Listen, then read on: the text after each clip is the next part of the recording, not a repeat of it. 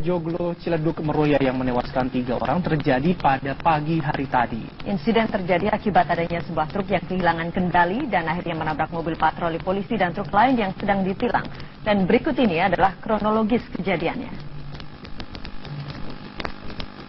Pukul 8.42, Aibtu Suharno dan Aibtu Purwito berpatroli di jalan tol Ciledug Meruya di kilometer 11.400. Lalu kedua petugas meminta truk berhenti karena melanggar ketentuan kendaraan bermuatan tinggi di dalam jalan tol. Kedua kendaraan sempat berhenti di bahu jalan tol yang sempit.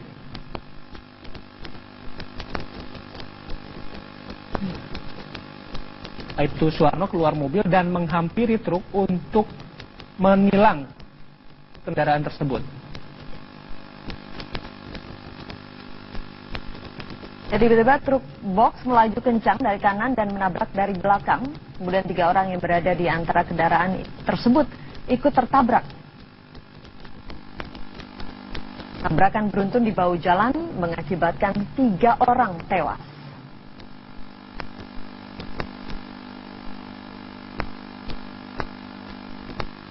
Kita ke informasi tewas dalam kecelakaan beruntun di ruas tol Joglo Meruya, Jakarta Barat. Kecelakaan terjadi saat seorang petugas patroli jalan raya sedang menilang pengendara truk di bahu jalan.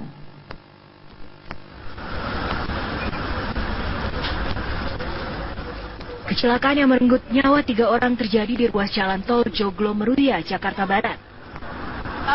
Peristiwa naas itu terjadi saat seorang polisi jalan raya sedang menilang pengemudi truk dan kernetnya di bahu jalan. Namun tiba-tiba sebuah truk box menabrak truk yang sedang berhenti dan mobil PJR di depannya.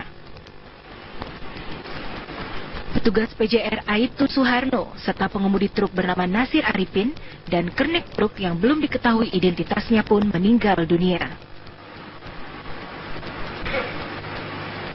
Pada saat setelah memberikan truk tersebut akan dilakukan penindakan atau penilangan dan supir bersama anggota saya berada di belakang mobil patroli. Pada saat akan melakukan penilangan tersebut datang truk dari belakang, sebuah truk box ya dengan nomor polisi 9712 FG yang langsung menabrak anggota kami yang sedang menindak mobil truk tersebut. Dan pada saat itu juga anggota kami dan satu orang supir dan 1 kernet meninggal di tempat akibat ditabrak dari truk box tersebut. Ketiga korban lalu dibawa ke RSCM Jakarta untuk divisum. Sementara akibat kecelakaan ini, kemacetan sempat terjadi pada arus kendaraan yang melintas dari arah Joglo menuju Kembangan. Dari Jakarta, Ong Suhirman, TV One mengabarkan.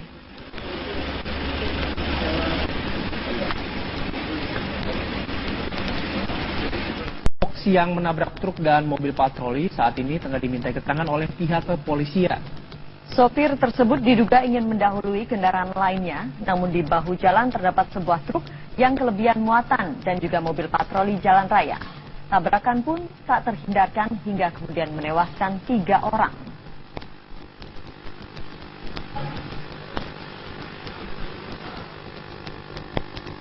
Insiden dalam operasi tangkap tangan di kasus lain. Dari 3 orang ini, 2 diantaranya merupakan petinggi BUMN Konstruksi. Komisi Pemberantasan Korupsi menangkap 3 orang dalam operasi tangkap tangan yang dilakukan pada Kamis pagi kemarin di sebuah hotel di kawasan Cawang, Jakarta Timur. Ketiga orang itu adalah SWA, Direktur Keuangan PT Brantas Adipraya, DPA, Senior Manager PT Brantas Adipraya, dan MRD dari perusahaan swasta.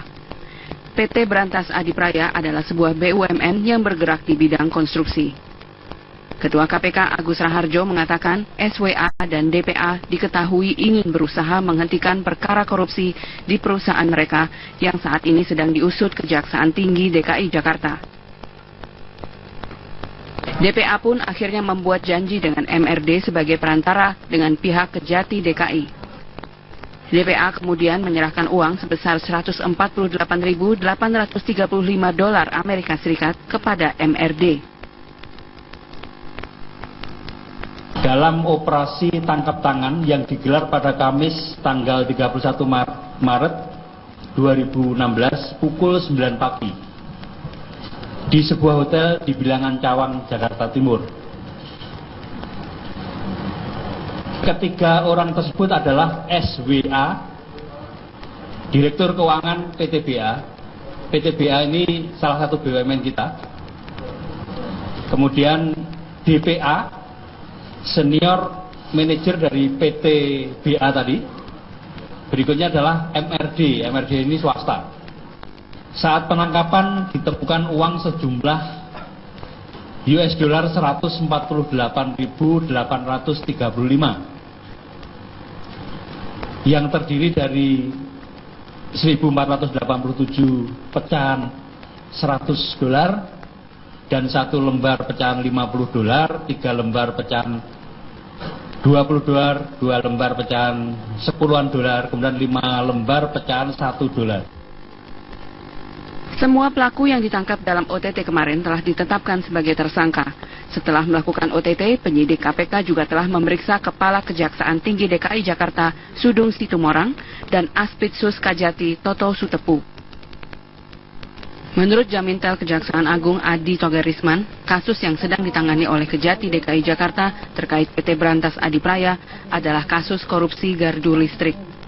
Kita mengikuti proses yang sedang ditangani ini, seperti yang dikatakan tadi bahwa ini berhasil karena berkat kerjasama antara KPK dengan Kejaksaan Agung Republik Indonesia. Penanganan perkara saat ini sedang ditangani oleh pihak KPK, sehingga kami akan terus berkoordinasi. Kami akan mensupport setiap apa yang diminta oleh KPK. Kemudian kami juga akan minta support kepada KPK ketika kami juga nanti membutuhkan satu hal dan lain sebagainya berkaitan dengan penanganan perkara ini. Itu intinya, karena perkara ini sedang ditangani KPK, maka segala sesuatunya kami akan mengikuti bagaimana yang sedang ditangani oleh KPK ini. Dalam kasus ini, rencananya KPK akan segera melakukan penggeledahan di kantor PT Brantas Adipraya dan kantor Kejaksaan Tinggi DKI Jakarta. Dari Jakarta, Mira Febrina, Rian Syahrul, TV One, mengabarkan. Tabara mengaku dijambat oleh seseorang pada saat berboncengan motor dengan temannya.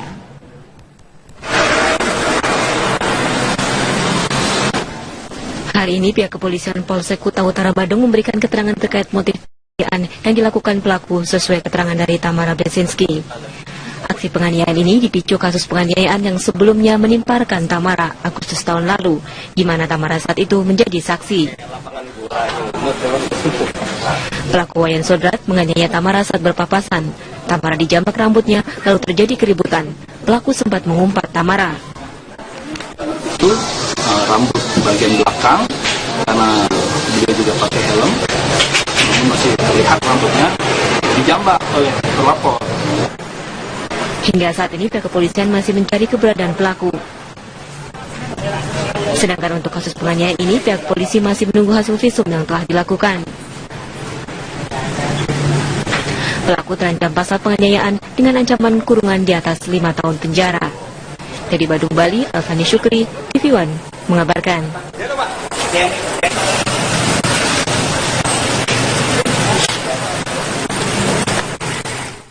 Pemirsa, Hasnaini Muin akan memenuhi panggilan di Diskrimum Polda Metro Jaya hari ini terkait dengan dugaan kasus penipuan dan penggelapan yang dilaporkan oleh Direktur Utama PT Trikora Cipta Jaya Abu Arif M. Hasibuan.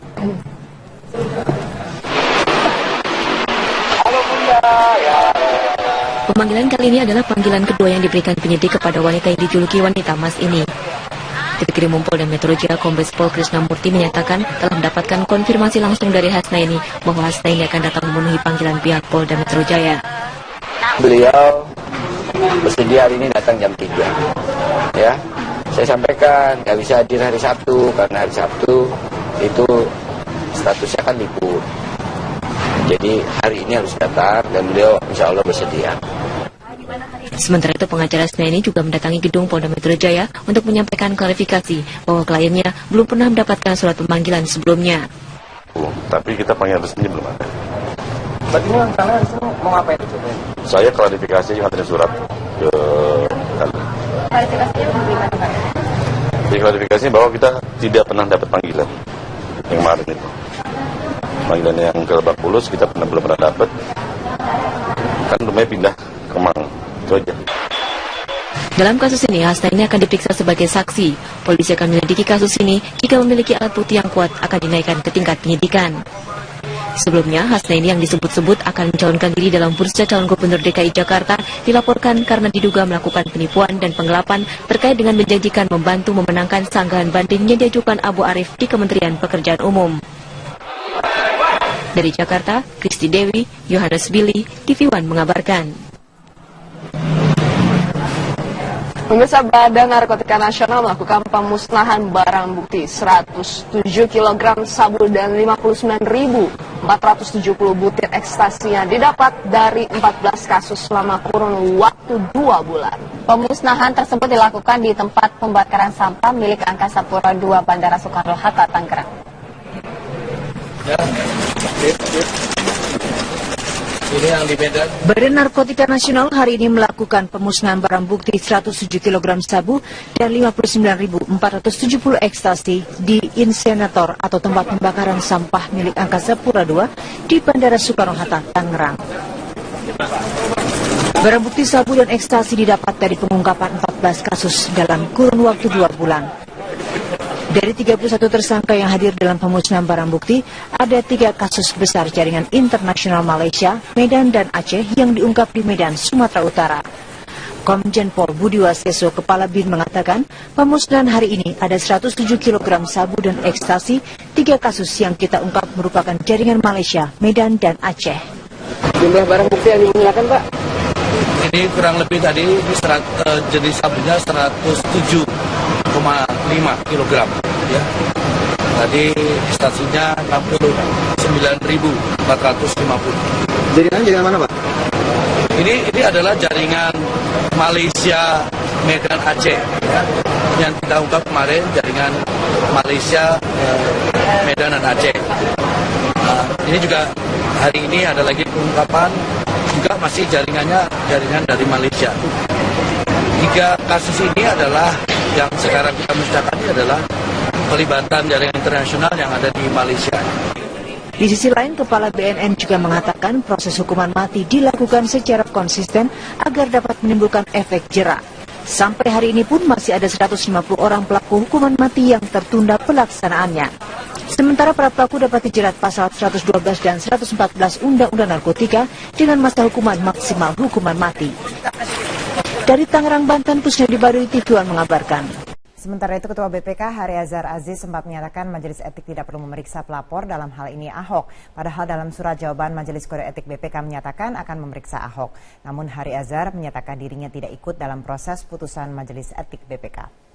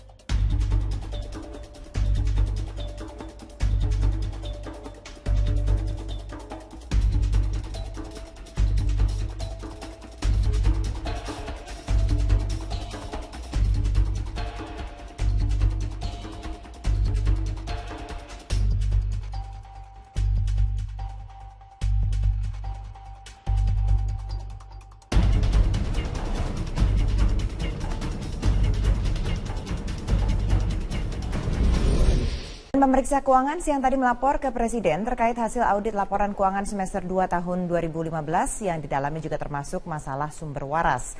Ketua BPK Hari Azhar Aziz mengakui telah melapor ke Presiden terkait hasil audit pembelian tanah Rumah Sakit Sumber Waras. Menurut Hari, Presiden menyerahkan sepenuhnya kasus ini ke aparat penegak hukum. Pasca pertemuan, saat ditanya oleh wartawan, Hari tampaknya tidak mau lagi dikonfrontir terkait polemik nilai objek pajak NJOP Tanah Sumber Waras. Hari mempersilahkan jika hasil audit BPK digugat oleh pihak-pihak yang mempermasalahkannya. Tanggapan dari Presiden apa tadi, Pak? Tanggapan dari Presiden apa, Pak? Serahkan kepada aparat. Pak, kalau misalkan NJOP kan banyak. Hasil pemeriksaan BPK yang sudah kita lakukan. Pak, yang lain, Pak. Yang lain, Pak. Ahok bilang Pimpinan Badan Pemeriksa Keuangan bertemu dengan Presiden Joko Widodo di Istana Negara. Pertemuan dilakukan di tengah konfrontasi yang terjadi antara BPK dan Gubernur DKI Jakarta, Basuki Cahayapurnama terkait pembelian lahan Rumah Sakit Sumber Waras. Kami langsung bergabung dengan rekan kami, ada Eko Frima Andani dari Istana Negara. Eko, apa yang dibahas dalam pertemuan antara Presiden dengan pimpinan BPK? Zakia, pertemuan yang berlangsung antara sejumlah pimpinan Badan Pemeriksa Keuangan dengan Presiden Joko Widodo yang teragenda hari ini adalah untuk melaporkan dan juga menyerahkan hasil laporan keuangan daerah semester kedua. Memang berbeda pada semester pertama yang melaporkan keuangan pemerintah pusat. Pada semester kedua ini adalah untuk menyampaikan laporan keuangan daerah semester 2. Dari hasil pelaporan BPK tadi pada Presiden Joko Widodo dari 539 daerah, ada laporan menyampaikan wajar tanpa pengecualian sebanyak 47% dari 539 daerah. Selain itu, ada dengan laporan 6% dari 539 daerah yang dilaporkan. Sementara Zakia sebanyak 7% yang dilaporkan tidak wajar. Hal ini lah yang disampaikan oleh Ketua BPK RI kepada Presiden Joko Widodo hari ini. Namun ada hal yang menarik, Zakia, dalam pertemuan kali ini adalah pembahasan mengenai konflik antara Gubernur DKI Jakarta Basuki Cahayapurnama dengan BPK RI. Memang dalam pertemuan kali ini ada dibahas sejumlah hal tersebut, namun tidak disampaikan secara pasti. Tadi kami juga sempat menanyakan langsung kepada Ketua BPK Hari Azhar bagaimana sikap dari BPK RI sendiri terkait adanya konflik pandangan terkait perbedaan NJOP Rumah Sakit Sumber Waras. NJOP yang diperbedakan inilah yang sampai ke ranah Komisi Pemberantasan Korupsi. Dinilai oleh Hari Azhar, BPK sudah berjalan sesuai aturan dan sesuai regulasi yang dilakukan oleh BPK. Dan jika memang Gubernur DKI Jakarta Basuki Cahayapurnama menemukan ada perbedaan tersebut boleh dilaporkan atau dilakukan penggugatan. Memang Basuki Cahayapurnama sendiri telah menyampaikan layangan atau surat kepada Badan Majelis Kehormatan dari BPK, dan terkait hal itu nantinya Ketua Majelis sendiri akan melakukan pemanggilan dan juga men-cross-check apa yang menjadi keberatan dari Gubernur DKI Jakarta. Dan hal yang menarik tadi, Zakia, dalam pertemuan tadi adalah bagaimana nama Ketua BPK Hari Azhar juga masuk dalam Panama Papers. Tadi disampaikan oleh Sekretaris Kabinet Pramono Anung jika dirinya sendiri baru mengetahui terkait jika nama Ketua BPK masuk dalam Panama Papers. Meskipun Hari Azhar sendiri menyatakan memang namanya masuk dalam Panama Papers, namun ia sendiri telah mengkonfirmasi langsung kepada Presiden. Ia membenarkan jika namanya masuk dalam Panama Papers. Namun ia juga menanyakan kepada media apakah nama dalam Panama Papers itu sudah pasti bersalah.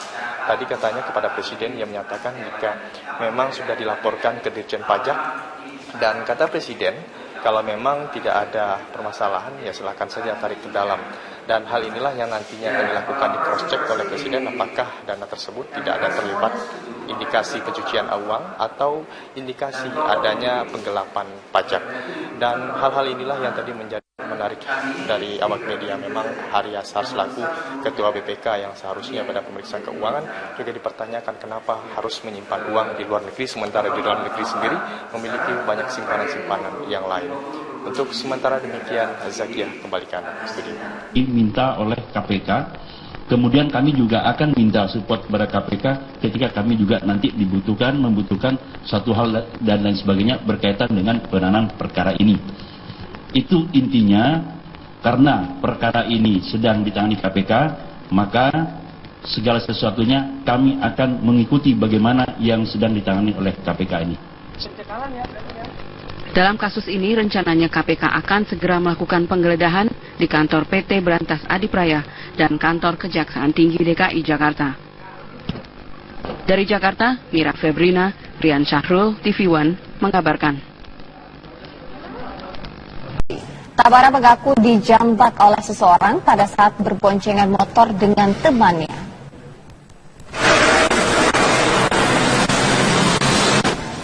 Hari ini pihak kepolisian Polsek Kuta Utara Badung memberikan keterangan terkait motif penganiayaan yang dilakukan pelaku sesuai keterangan dari Tamara Blesinski. Aksi penganiayaan ini dipicu kasus penganiayaan yang sebelumnya menimparkan Tamara Agustus tahun lalu, di mana Tamara saat itu menjadi saksi. Pelaku Wayan Sodrat menganiaya Tamara saat berpapasan. Tamara dijambak rambutnya, lalu terjadi keributan. Pelaku sempat mengumpat Tamara. Itu rambut bagian belakang, karena dia juga pakai helm, namun masih terlihat rambutnya, dijambak oleh terlapor. Hingga saat ini pihak kepolisian masih mencari keberadaan pelaku. Sedangkan untuk kasus penganiayaan ini, pihak polisi masih menunggu hasil visum yang telah dilakukan. Pelaku terancam pasal penganiayaan dengan ancaman kurungan di atas 5 tahun penjara. Dari Badung, Bali, Alfani Syukri, TV One mengabarkan.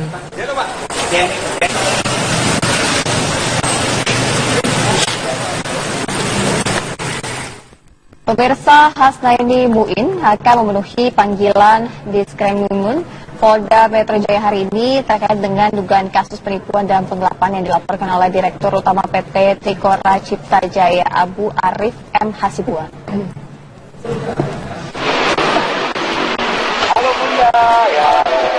Pemanggilan kali ini adalah panggilan kedua yang diberikan penyidik kepada wanita yang dijuluki wanita emas ini. Ditkrim Polda Metro Jaya Kombes Pol Krisnamurti menyatakan telah mendapatkan konfirmasi langsung dari Hasnaini bahwa Hasnaini akan datang memenuhi panggilan pihak Polda Metro Jaya.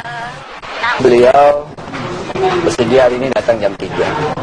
Ya, saya sampaikan nggak bisa hadir hari Sabtu karena hari Sabtu itu statusnya kan libur. Jadi hari ini harus datang dan beliau insya Allah bersedia. Sementara itu pengacara Hasnaini juga mendatangi gedung Polda Metro Jaya untuk menyampaikan klarifikasi bahwa kliennya belum pernah mendapatkan surat pemanggilan sebelumnya. Tapi kita panggilan resmi belum ada. Tadi kalian mau ngapain? Saya klarifikasi nganterin surat ke Klarifikasinya bagaimana, Pak? klarifikasi bahwa kita tidak pernah dapat panggilan yang kemarin itu. Panggilan yang ke Lebak Bulus kita belum pernah dapat. Kan rumahnya pindah ke Kemang. Itu aja. Dalam kasus ini, Hasnaini akan diperiksa sebagai saksi. Polisi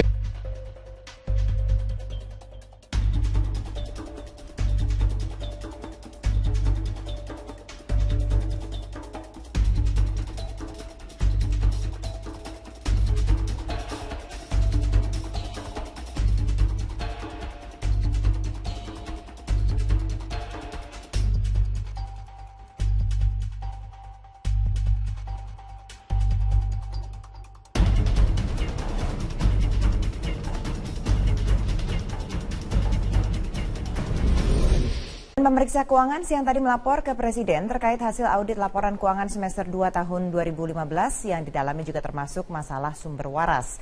Ketua BPK Hari Azhar Aziz mengakui telah melapor ke Presiden terkait hasil audit pembelian tanah rumah sakit sumber waras. Menurut Hari, Presiden menyerahkan sepenuhnya kasus ini ke aparat penegak hukum. Pasca pertemuan, saat ditanya oleh wartawan, Hari tampaknya tidak mau lagi dikonfrontir terkait polemik nilai objek pajak NJOP Tanah Sumber Waras. Hari mempersilahkan jika hasil audit BPK digugat oleh pihak-pihak yang mempermasalahkannya. Tanggapan dari Presiden apa tadi, Pak? Tanggapan dari Presiden apa, Pak? Serahkan kepada aparat hukum.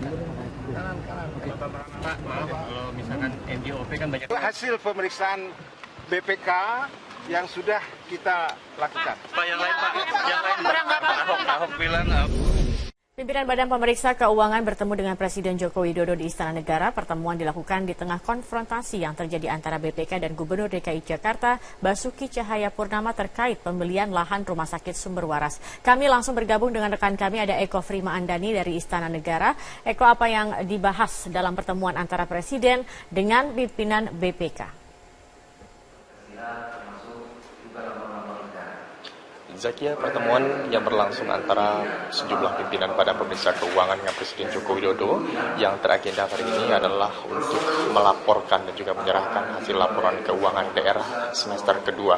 Memang berbeda pada semester pertama yang melaporkan keuangan pemerintah pusat, pada semester kedua ini adalah untuk menyampaikan laporan keuangan daerah semester 2. Dari hasil pelaporan BPK tadi pada Presiden Joko Widodo dari 539 daerah, ada laporan menyampaikan wajar tanpa pengecualian sebanyak 47% dari 539 daerah.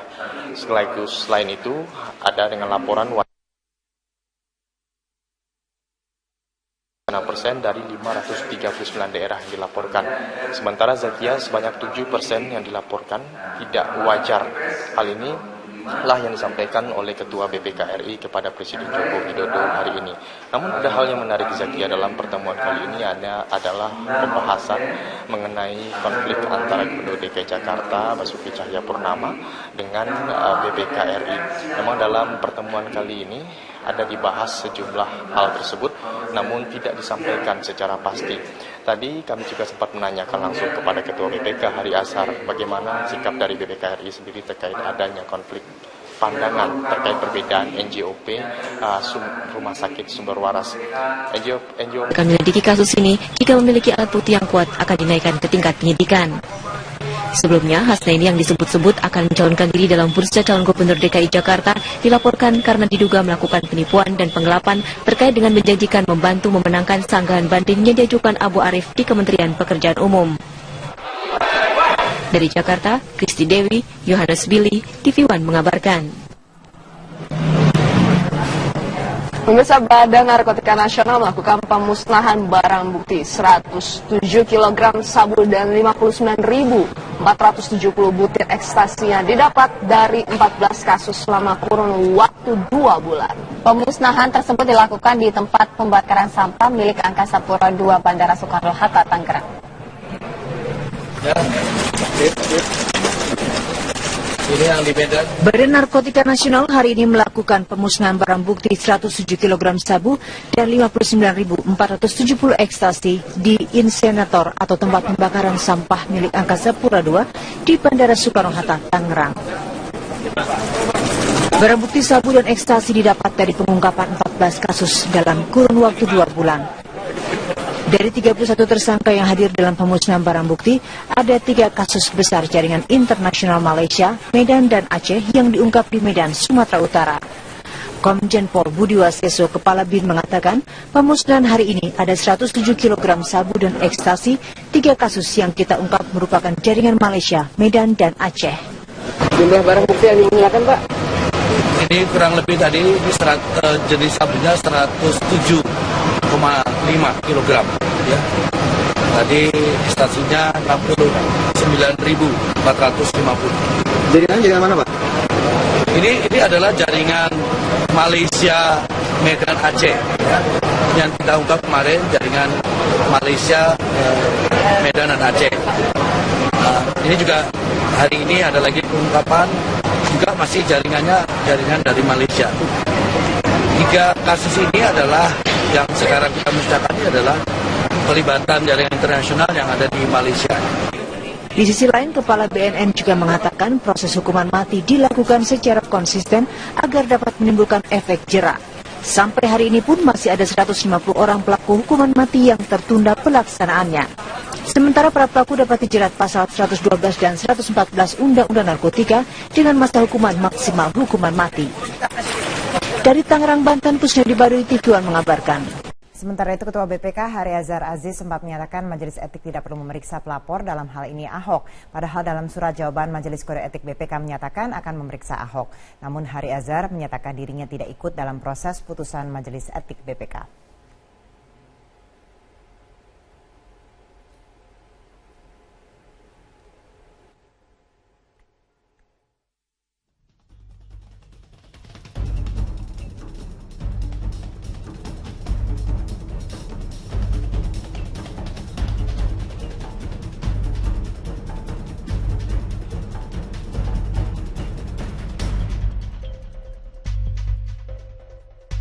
Namun di bahu jalan terdapat sebuah truk yang kelebihan muatan dan juga mobil patroli jalan raya.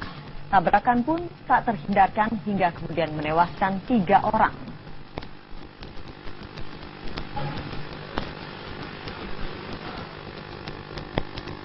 Insiden dalam operasi tangkap tangan di kasus lain. Dari 3 orang ini, 2 diantaranya merupakan petinggi BUMN Konstruksi.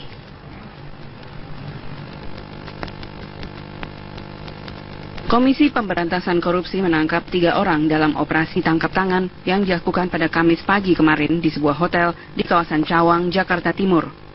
Ketiga orang itu adalah SWA, Direktur Keuangan PT Brantas Adipraya, DPA, Senior Manager PT Brantas Adipraya, dan MRD dari perusahaan swasta.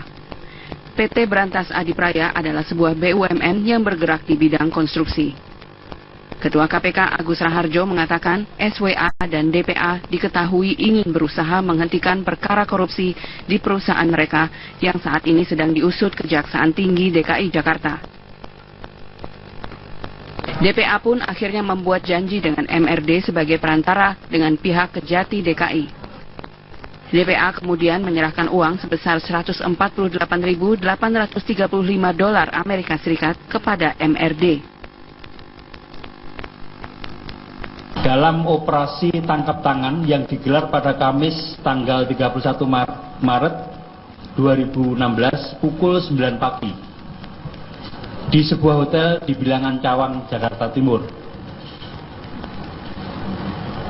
Ketiga orang tersebut adalah SWA, Direktur Keuangan PTBA. PTBA ini salah satu BUMN kita. Kemudian DPA, Senior Manager dari PTBA tadi. Berikutnya adalah MRD. MRD ini swasta. Saat penangkapan ditemukan uang sejumlah $148.835 yang terdiri dari 1.487 pecahan $100 dan 1 lembar pecahan $50, 3 lembar pecahan $20, 2 lembar pecahan $10, kemudian 5 lembar pecahan $1.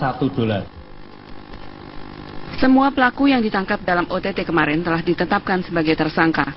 Setelah melakukan OTT, penyidik KPK juga telah memeriksa Kepala Kejaksaan Tinggi DKI Jakarta, Sudung Situmorang, dan Aspitsus Kajati, Toto Sutepu.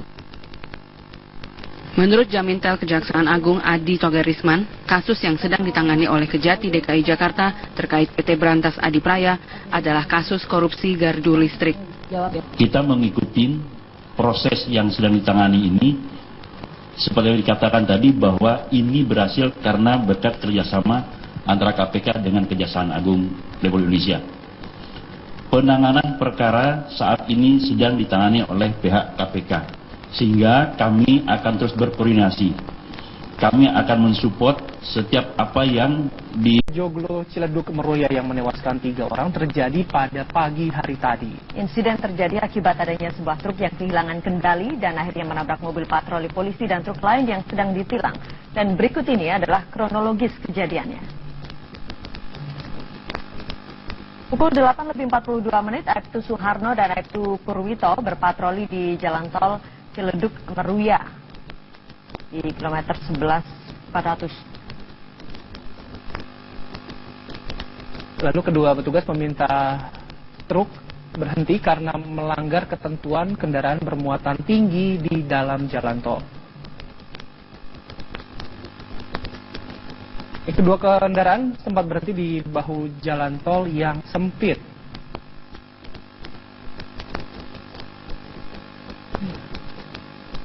Aibtu Suharno keluar mobil dan menghampiri truk untuk menilang kendaraan tersebut. Jadi tiba-tiba truk box melaju kencang dari kanan dan menabrak dari belakang. Kemudian 3 orang yang berada di antara kendaraan tersebut ikut tertabrak. Tabrakan beruntun di bahu jalan mengakibatkan 3 orang tewas.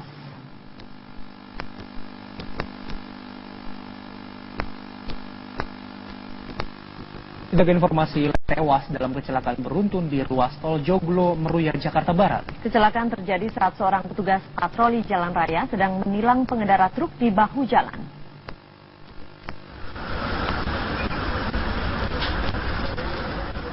Kecelakaan yang merenggut nyawa 3 orang terjadi di ruas jalan tol Joglo Meruya, Jakarta Barat. Peristiwa naas itu terjadi saat seorang polisi jalan raya sedang menilang pengemudi truk dan kernetnya di bahu jalan. Namun tiba-tiba sebuah truk box menabrak truk yang sedang berhenti dan mobil PJR di depannya. Petugas PJR Aibtu Suharno serta pengemudi truk bernama Nasir Arifin dan kernet truk yang belum diketahui identitasnya pun meninggal dunia. Pada saat setelah memberikan truk tersebut akan dilakukan penindakan atau penilangan dan supir bersama anggota saya berada di belakang mobil patroli. Pada saat akan melakukan penilangan tersebut datang truk dari belakang, sebuah truk box ya dengan nomor polisi 9712 FG yang langsung menabrak anggota kami yang sedang menindak mobil truk tersebut, dan pada saat itu juga anggota kami dan satu orang supir dan satu kernet meninggal di tempat akibat ditabrak dari truk box tersebut. Ketiga korban lalu dibawa ke RSCM Jakarta untuk divisum. Sementara akibat kecelakaan ini, kemacetan sempat terjadi pada arus kendaraan yang melintas dari arah Joglo menuju Kembangan. Dari Jakarta, Ong Suhirman, TV One mengabarkan.